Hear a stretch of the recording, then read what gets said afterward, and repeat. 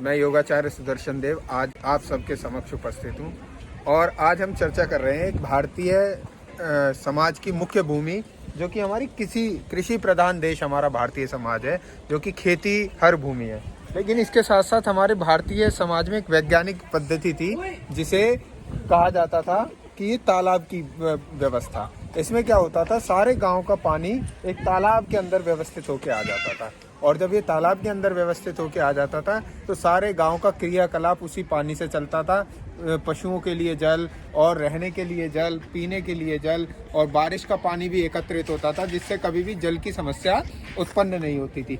लेकिन जब से हमारे यहाँ पे शहरीकरण की विधि चली, तब से पानी हमारा सारा नालों में जाने लगा। नालों से क्या हुआ, नदियाँ बेकार हो गई, समुद्र बेकार हो गया। 1,96,08,53,120 वर्ष पुरानी भारतीय संस्कृति में पिछले 30-40 सालों में जब से हमने वेस्टर्नाइजेशन करा, शहरीकरण करा, तब से पूरी तरीके से हमारी नदियाँ चौपट हो गई, नदियाँ नाले बन गई। नाले की व्यवस्था हमारे वैदिक संस्कृति और साहित्य में थी ही नहीं। तो जो नालियाँ होती थी वो पानी को तालाब में ले आती थी। तो गांव के तालाब, पोखर बहुत मुख्य भूमिका निभाते थे।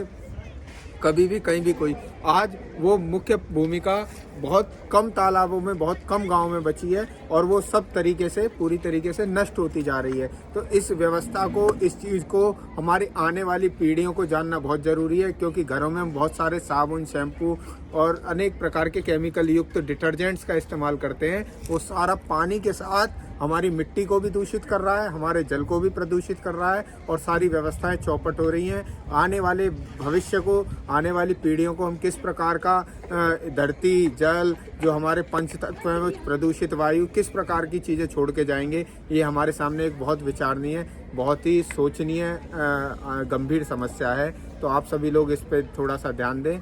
मैं योगाचार्य सुदर्शन आपको जो इसी प्रकार से कुछ विधिवत जो चीज़ें हैं वो आपके समक्ष प्रस्तुत करता रहूँ।